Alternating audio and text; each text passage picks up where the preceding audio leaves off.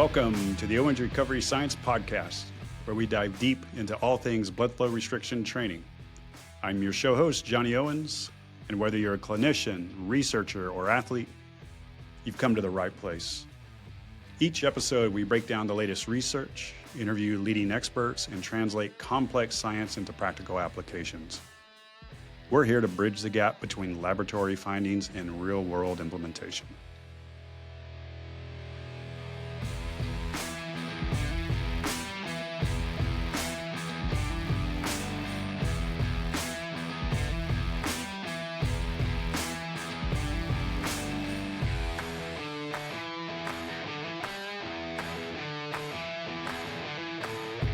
Welcome to another Owens Recovery Science Podcast. I'm your host, Johnny Owens, with my co-host, Kyle Kimbrell. And it's a rough day today. Spurs had a bad night last night, but I'm going to represent my Spurs gear no matter what.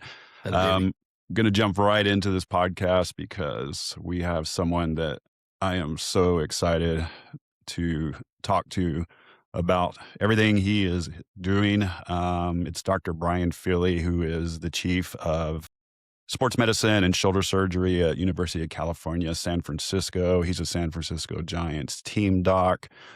He's published over 300 papers. And if he wasn't busy enough with that, he just throws on running a really, really badass lab over there. It's the Muscle Injury and Translational Orthopedics Lab, which sets up the perfect abbreviation, which is Mito, which we're going to be talking quite a bit about mitochondria today. So I didn't catch that until I was just looking at the bio earlier. Yeah. He won the Kappa Delta Award last year with my good buddy, Matt Provencher as well, I believe, Nice. which is basically the most prestigious award you can win in orthopedics for your contribution, your research arc.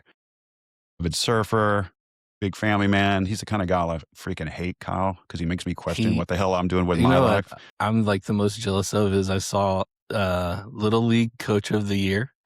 But yeah, I'm jealous of that one. Yeah. That's the one that got me. Brian, welcome. Thanks so much for coming on. Yeah, thanks for having me. Sorry about the result last night. I still have Spurs in 5 or Spurs in 6. So I'm Nice. going what they were just exhausted from playing OKC and watching SGA flop the whole time. Yeah. I think we had a little bit of a harder run. So yeah, I appreciate it. So anything I left out that you want to chime in on your bio or background? No, that's more than enough. Fun fact about the Kappa Delta is the Kappa Delta sorority, which originally sponsored it. I was the last recipient because they decided they were no longer going to sponsor orthopedic research. So I will be one of the few that won it twice, and the last person that will ever have been awarded that. Come on, Kappa Delta. I'll reach out to my daughter's sorority and see if they'll step up. Sure. So if you can kind of tell us, obviously orthopedic surgeon, and that's a pretty straightforward path, even though it can be a hard path. But what got your interest in setting up the Mito lab? Were you always wanting to be a researcher? Yeah. So I started doing some sort of research as early as freshman year in college, and I'd even done a few other things in high school. So my interest has always been in basic science and translational research. So I had started in a stroke lab. I spent a very brief amount of time working with fruit flies, which was horrible because my experience was basically sorting flies on an ether panel. So you basically just work until you feel like you have a really bad headache. Did some really fun work. Well, it wasn't really fun work, but I thought it was really interesting in transcriptional regulation of cancer. And then in med school, I started working with a guy named Bobby Robbins, who is a cardiac transplant surgeon at Stanford. And we were interested in different mechanisms of improving how hearts would last longer through gene therapy and other treatments. And that really opened my eyes to the idea of ischemia-reperfusion injury. Mhm. One, and two, just how much fun it can be if you have a really good team around you. And then when I went to residency, I worked with Jay Lieberman, who's now chair at USC, and we worked on some gene therapy experiments. And I got to the point where I realized gene therapy is probably not the end all and be all, but I really liked the basic science of muscle. So when I was deciding what we wanted to study when I started my lab back in 2008 to 2010, I really was interested in rotator cuffs because rotator cuffs are kind of fascinating. Who get most injuries. So let's say you break a bone, we fix a bone. Let's say you tear your Achilles, we fix your Achilles. If you get a rotator cuff tear, 9 out of 10 times we say, hey, you know what? Let's just see how you do. So it gives us really nice incubator to see what happens as people get older. We all get older. And your muscle slowly gets worse over time because it's not attached to its bone. So I thought this was a really nice biological model that was also very relevant because we knew at this time um, we have muscle that is going to get a little bit smaller. And then at that time, we understood that we got fat that infiltrated in. And that I thought was really, really interesting because the way they described it as fatty infiltration makes no sense. Mhm. Fat doesn't move very much, it kind of just accumulates. But there were these studies in sheep models that showed the way the angle of the muscle changed may allow fat to walk in. And I was like, well, that's kind of stupid. That's not probably not what happened. So I thought we had a really good mechanism to study. Nobody else really studying it. I didn't want to study cartilage because everybody else seemed to be studying cartilage and tendon. And then I was partnered with Shuwei Liu, who had done some ischemia and reperfusion injury in kidney, but was inherently interested in muscle. And we've worked together for the last, I think we had our 15th year anniversary last fall. So it was probably my longest professional relationship. And we've worked really well together and synergistically to grow a lab that was originally 2 to 3 people to now about 20, depending on where we are in the summer, almost up to 30 people. So I think most people still obviously think it's a fatty infiltration. Can you explain what's actually happening? Sure. So it is in a sense, and what we've found, and this was piggybacks off this group in Japan who looked at these progenitor cells called fibro-adipogenic, which they discovered in 2009, 2010. And the idea is that within muscle, there are these helper progenitor cells that, given the right context, will help muscle repair, but in other contexts, will turn either into scar tissue or into fat. So, if, for instance, you have a nerve injury where the muscle often turns into fat, these fibroadipoprogenitors or FAPs will differentiate into an adipogenic or fat lineage. And we can see that pretty easily in muscle. So we started looking at these cells in first a mouse model of injury. So we essentially create a rotator cuff injury and then just track what happens to FAPs with reporter mice because they express some unique factors on their surface. So we can basically just look over time and see, are there more after a rotator cuff? There are. Do they co-localize to where the fat is? They do. So that suggests that these cells are responsible for fatty infiltration.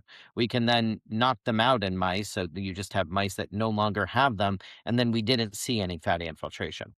And then to prove that mice are like humans, because we're about 97% similar, we took tiny, tiny muscle samples about the size of 2 to 3 grains of rice at the time of rotator cuff surgery, and essentially did the same thing. We tagged these cells, showed that they were more where there was fat, and that they co-localized to where there was fatty infiltration.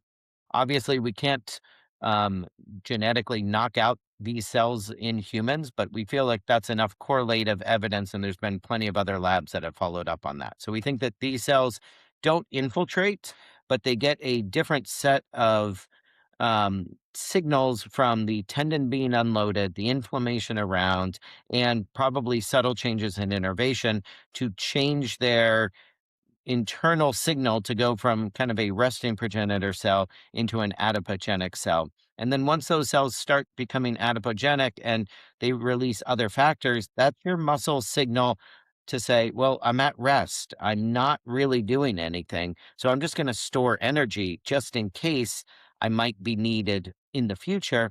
But the problem is once you get enough fat within the muscle and the muscle shrinks enough, our bodies just don't really recover from that.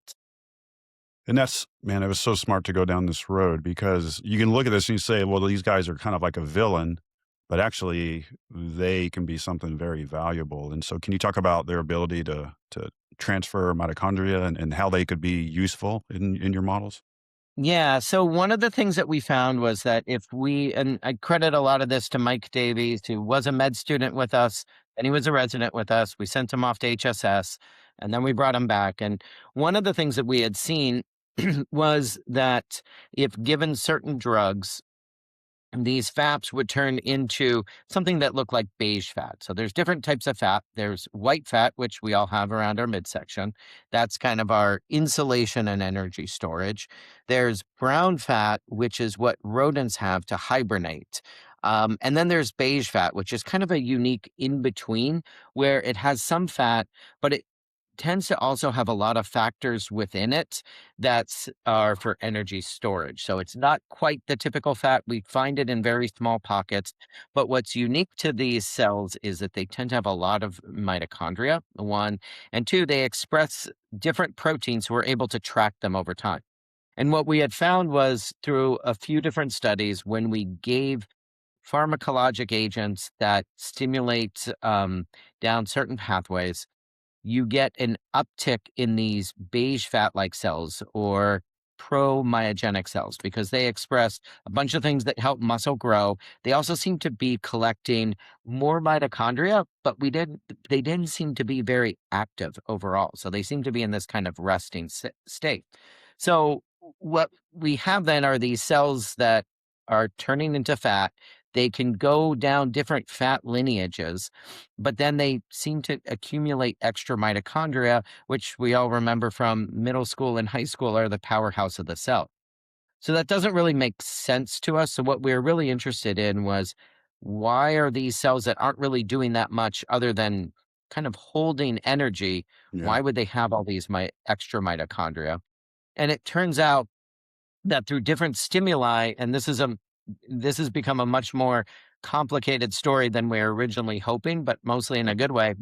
With given these stimuli and in certain circumstances, particularly with ischemia and reperfusion, it seems that these FAPs will then transfer their mitochondria to other cells, particularly myocytes and other progenitor cells, like your satellite cells, which make your healthy muscle.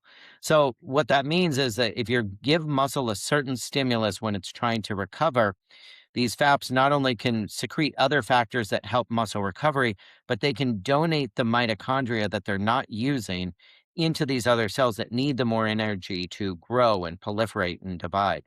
And the mitochondrial transfer part was all largely Mike Davies' idea, and he's done a lot of really elegant studies on this, but this comes from studies that show that this how stem cells rescue other stem cells, whether it's in the brain or within other developing and repairing tissue.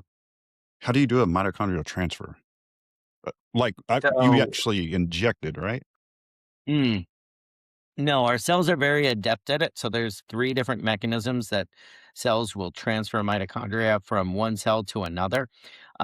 First, they will create little tubes that will go from one cell to another. Second, they will put it in little like garbage packaging. So I like to think of it as you're throwing out your trash basically, but in a very directed way. So more like recycling, not going to the regular trash bin. So they'll package them in little exosomes and release them to other cells, or they will open directly from one cell to another. So kind of just like opening your car window and accepting something from the drive-through. So all these mechanisms are probably in play at different times, and depending on which cell populations are doing it. And part of the wonderful things about our body is we have a lot of the redundancy. So you can knock out one of these systems and another system will over kind of overtake and be the dominant pathway. So that anytime we think that something is vital, there is a little bit of redundancy in the system. So probably this mitochondrial transfer is fairly vital for how cells communicate and transfer energy from one source to another. And so the ischemia-reperfusion model is what led you down where I want to go next is your mouse BFR study. And so was your thinking that if we had some ischemia, and this is very interesting because it would be proximal to the cuff, which is the biggest question we always get is Yeah. how does this happen proximal? And maybe some metabolic stress on the muscle as a signal that would turn on this Yeah. transfer? So both Shui and I had done some work, like we talked about, in ischemia and reperfusion injury. And we know that anytime you get ischemia or cut off blood supply and then reperfuse or get that blood supply back to muscle, kidney, cardiac tissue, it's this insult that can, and with the right amount of stimulus, so a little bit of ischemia and reperfusion, which is very similar to BFR, will stimulate a variety of different pathways that we would consider regenerative or at least reparative. If you give too much and you just get ischemia, you eventually tip that scale into cell death and necrosis, and essentially it's same as cutting off any other blood supply for more than 5 to 6 hours. So we had each done these studies looking at ischemia and reperfusion in other organs. And then we had done a preconditioning study where we had done a little bit of essentially early BFR, where we put a tourniquet on and we saw an increase in these FAPs within muscle. And they seemed to secrete factors that were pro-myogenic. So had this idea of, well, if that was just one study looking at a pretty simplistic method of conditioning these cells so we get more cells within muscle, what if we did it in a more formal way, very similar to how we were seeing BFR used in clinic? And because mitochondria are so sensitive to ischemia and reperfusion, we thought it would be interesting to do this study and ask the question whether or not this mitochondrial transfer phenomenon was at least partially or largely responsible for some of the mechanisms we see of how BFR may work within muscle. Can you go into that mouse study?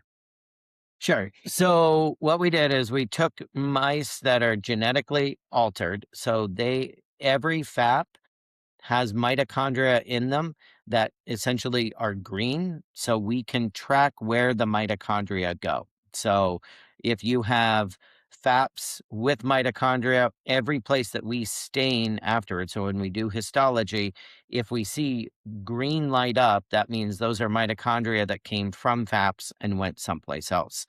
So, our first question, because we see some variable efficacy in how well BFR works in patients, was, well, what is the ideal dose? And since we are working with mice and not people, we had a fairly rudimentary rubber band that was tight but not too tight.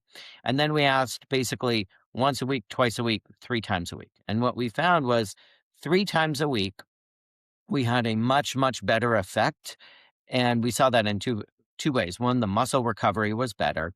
And then second, we saw mitochondrial transfer much more consistently. So when we did it once a week, we didn't really see much mitochondrial transfer up to 7 days. When we did it consistently every second to third day, we saw consistent mitochondrial transfer. So from that, we thought, okay, this needs to be happening probably a little bit more frequently than once a week, or what ends up happening once every couple weeks when patients go to physical therapy.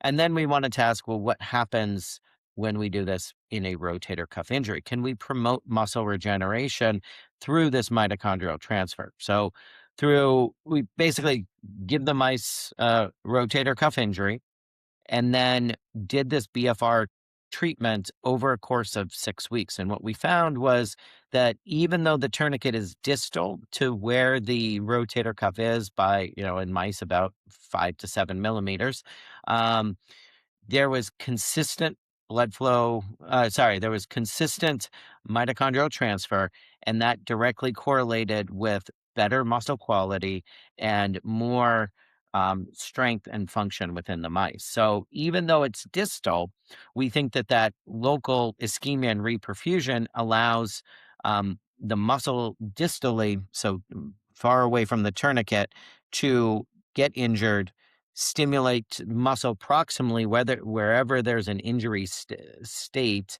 to release mitochondria from FAPs to other cells to promote regeneration.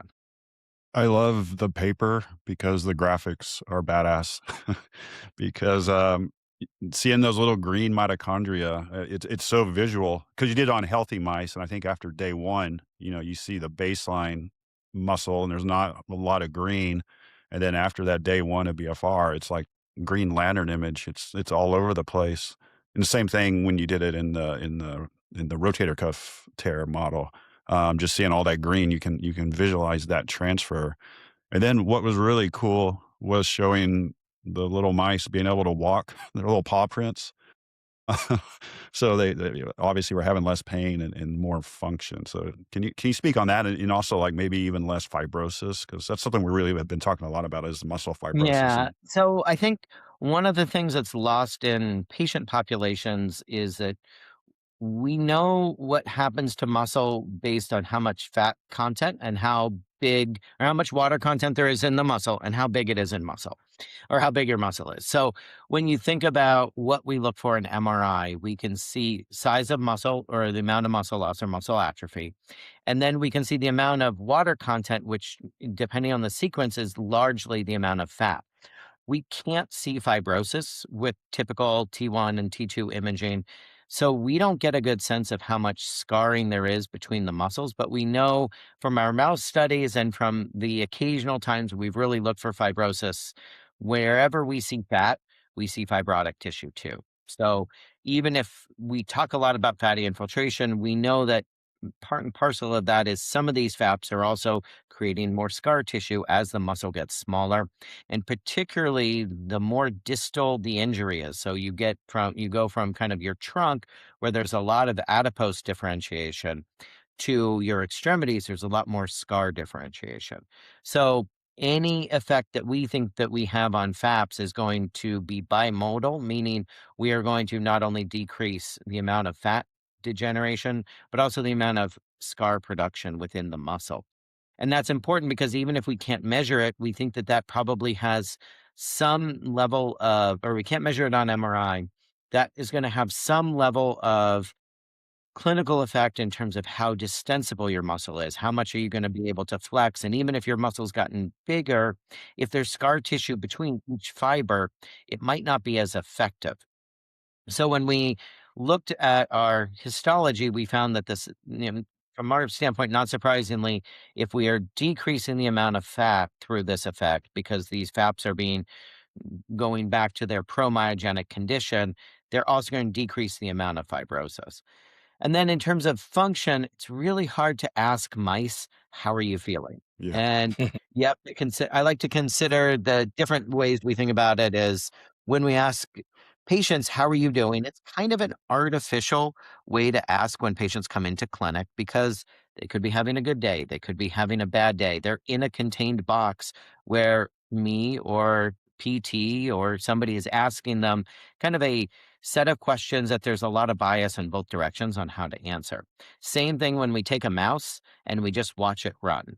Like it's stressed something, 1,000 times bigger than it, picked it up, put it in an artificial condition. So the way we studied it in this paper was we're collaborating with neuroscientists, and neuroscientists are much smarter than orthopedic surgeons. And there's this guy named Jarrett Weinrich, who is a gifted neuroscientist who's interested in mechanisms of pain. And he introduced us to this device called Black Box, where you basically can put a mouse close to its natural habitat. Now, it's not outside in the woods, but you can put it into a dark box, which is where mice are most comfortable.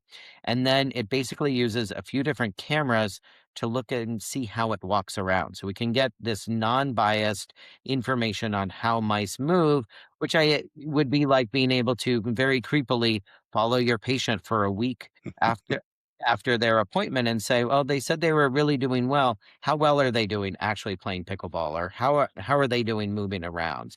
And what we found that was interesting was that the mice with less fat and with more mitochondria, so basically the ones that had more BFR, seemed to move with less pain. And so we can conclude that better muscle is probably correlated with less pain, but we Uh, don't know the mechanisms why. And that's more of a correlation and not a causation. So that's kind of our next step is what are the factors that are promoting better recovery? We think that that's at least part the mitochondrial transfer through BFR.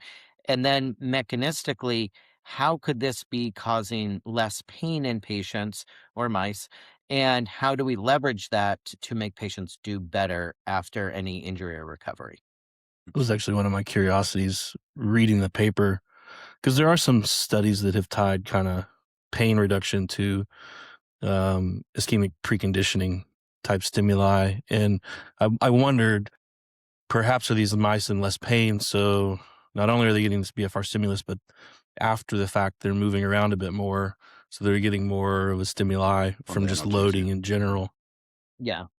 Yeah, it's hard because we know that anything. So, first of all, pain is so subjective. So, we look, the way we look at it is kind of by proxy, by looking at things that we know represent pain in mice, like how fast are they moving? How much are they putting that paw down? How much are they spreading their fingers out?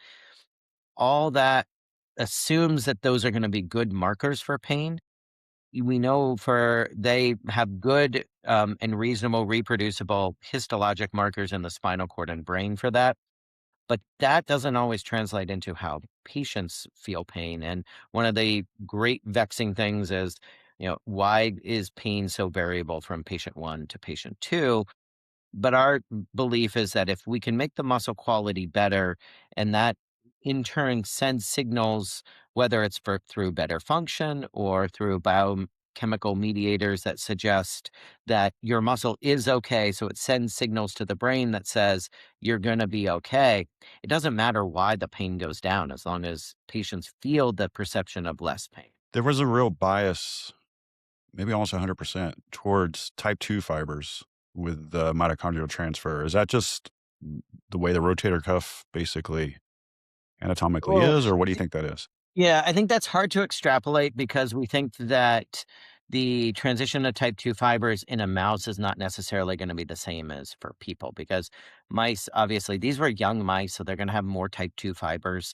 It makes sense in terms of a growth and regeneration to be preferentially skewed towards mitochondria going to type 2 fibers, or as satellite cells differentiate, becoming type 2 fibers first, but we don't know how that would really translate into an older population with more type 1 fibers in humans. So it's that we think that that's a interesting mechanism, and over time we have been exploring it. That's Michael Davies, the topic of his K award that he's writing now.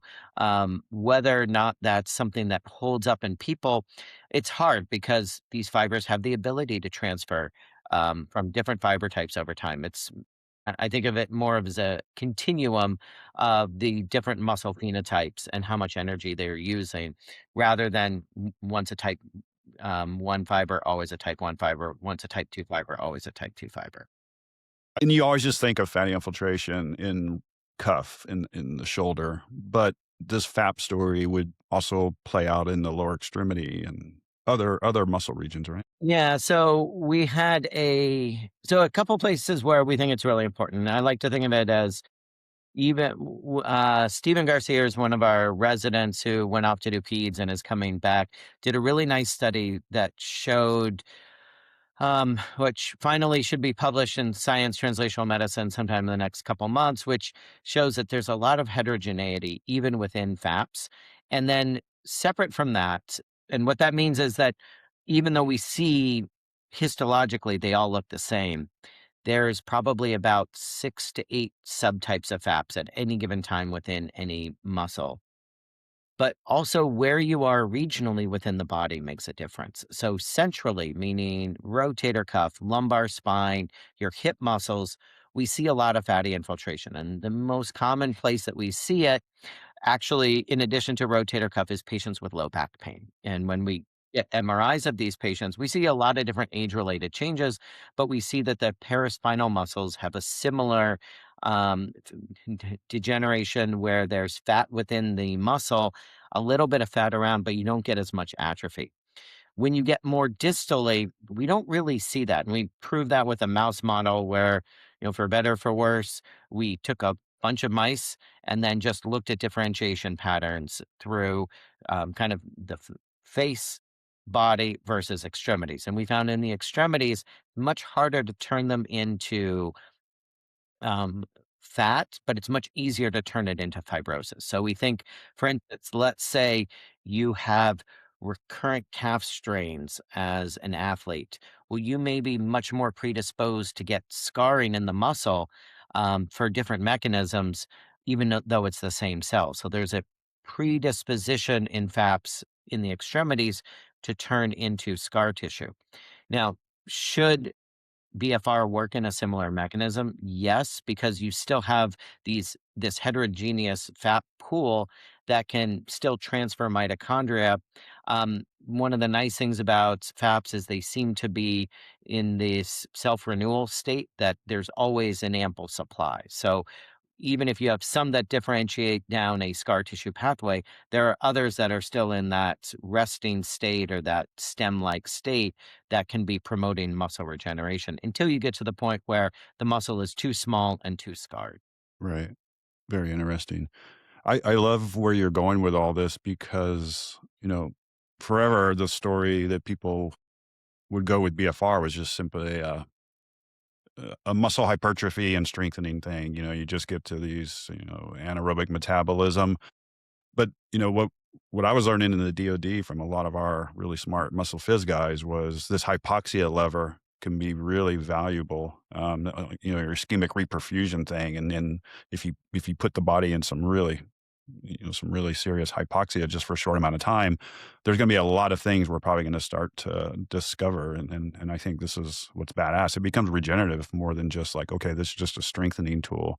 There's Yeah. a paper that just came out in Cell Metabolism last year. We helped set it up and worked with a group out of Germany and in type 2 diabetics. I mean, it was all about the mitochondria. It doubled mitochondrial content in the muscle and in mitochondrial metabolism was all up. And so the same kind of thing that you're looking at. Yeah, I think one of the things I think we've learned, I think we're led down the wrong path with a lot of aging studies. And, there's plenty of pundits on the internet and podcasts that say if you look at direct sunlight for 30 minutes, plus drink low caffeine, high caffeine, iced coffee, plus cold plunge, a lot of what these things are, if you take a little bit away from it, is that a little bit of stress is good for cells. That's going to promote some cells to die when they need to die, some cells to promote regeneration, and some cells to kind of assist other cells to turn over. And that's essentially what we think BFR is. It's this mild ischemia and reperfusion, which is a transient stress to the system. That promotes resilience, whether that's exercise, being scared, eating healthy. All those things are mild stresses. Chronic stress, so that's prolonged ischemia or prolonged muscle injury or overuse, is probably much worse. And we know that there is a very conserved pathway called the integrated stress response that does precisely that. We see a little bit of ischemia, gets turned on, and it helps with regeneration within tissues.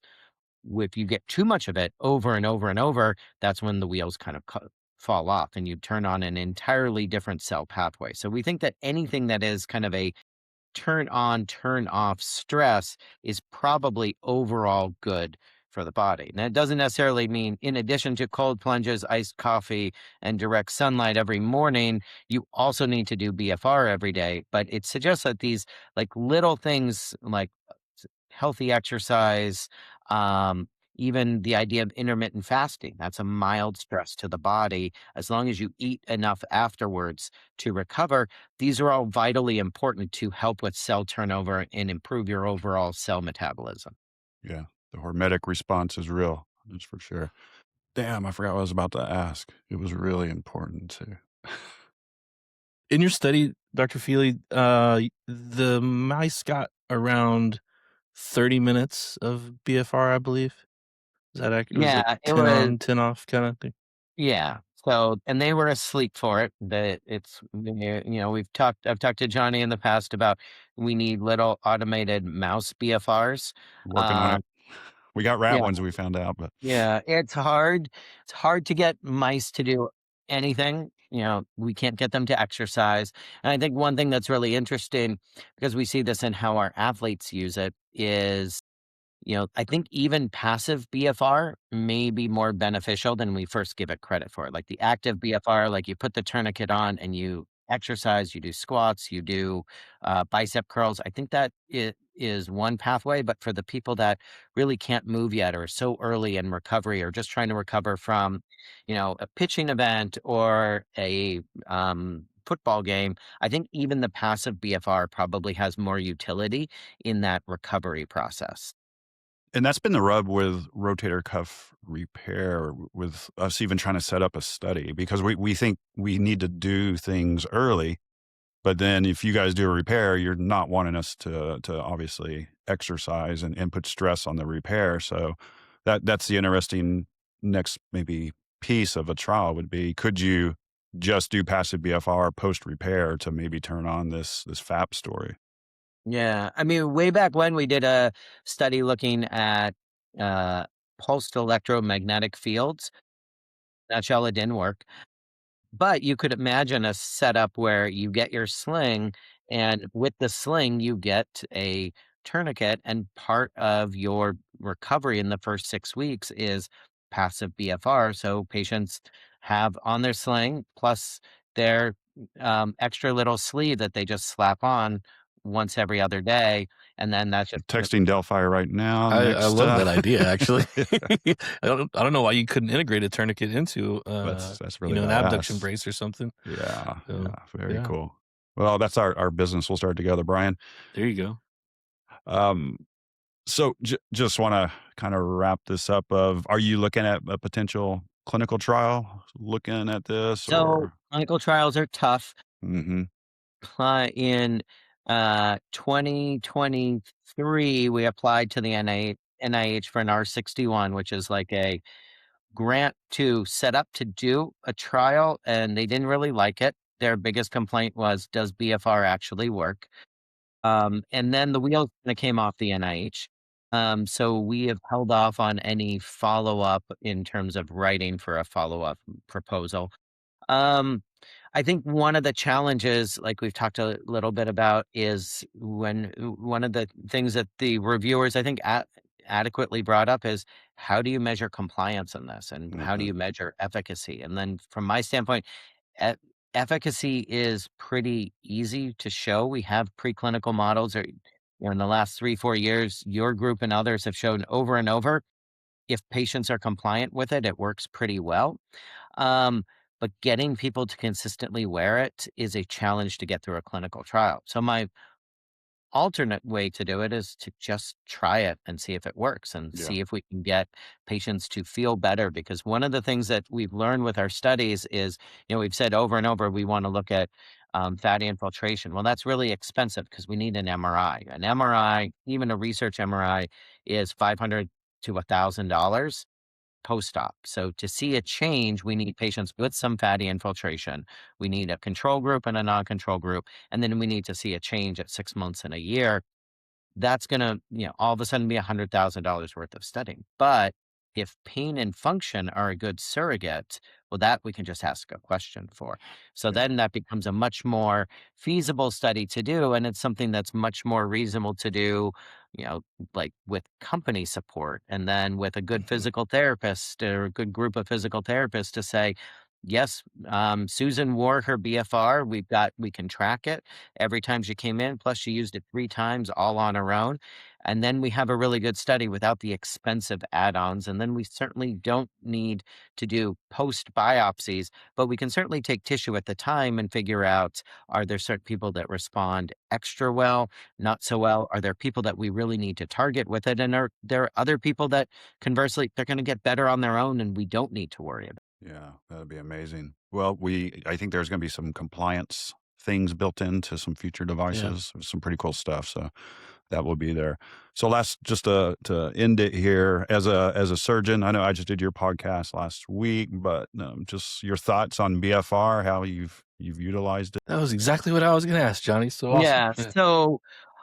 So I think there's a variety of different places that we try to use it. And I'm very lucky that I work with great PTs at UCSF, Danny Keller, Danny. Krista Prado, who, Yep. he's mainly interested in cupping everything to the point where I think Chris is over. Just got an email for one of his cupping courses. Yeah, exactly. He's got hair loss up here where I do, where he's been He trying to. does. It's getting thin right there.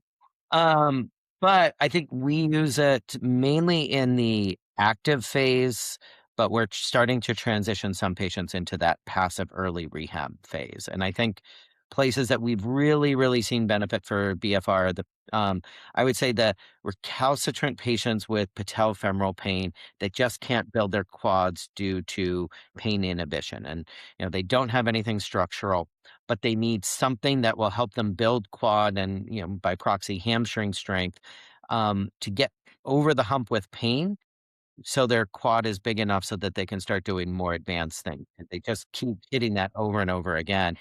And then in that early rehab process with any of our athletes that are trying to return from ACL, I think it makes it the biggest difference is in that 6 week to 3 month. I think that building quad quickly really, really makes a difference, because then when they start into that running phase around 4 months, it's not like they're trying to build quad. They've already built some of it, so they're not feeling unstable with every step.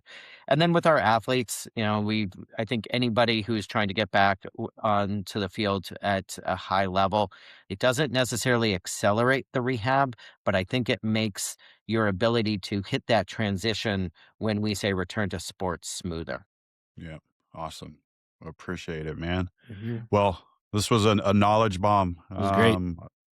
I'm excited to see where you go with all this. Definitely going to keep up with the Mito lab. And actually, I think we just registered to be at your conference coming in up. December. So maybe we can check it all out in December. Yeah, we'll bring you over to the lab and we'll hook you up to the mouse tourniquets on your toes. Let's do it, man. Biopsy. Nice. I want it all. I want my stuff to glow green. Yeah. Hopefully by then the Spurs will have a NBA championship, and but we'll see. The Knicks looked pretty good. I'll bring Wemby out. I'm pretty tight with the Spurs. That would be amazing. Yeah. I'd rather bring Castle and then leave him with the Warriors. I'd be good with that. Y'all had your run. All right. Thanks, Dr. Feeley. Appreciate your time, man. Thank you. All right. Thanks a lot, guys. All right. See you later. Bye. Bye.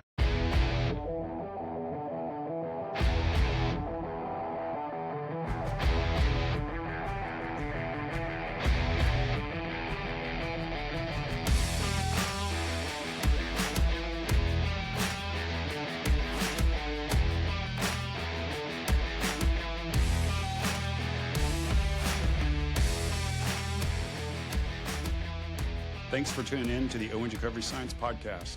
Before we go, a quick reminder that the information discussed on this show is for educational purposes only and is not intended as medical advice. Always consult with your healthcare provider before making any changes to your treatment or training regimen. For show notes and additional resources, be sure to check out owensrecoveryscience.com. And don't forget to like the show and subscribe for more evidence-based insights. Until next time, earn your deflate.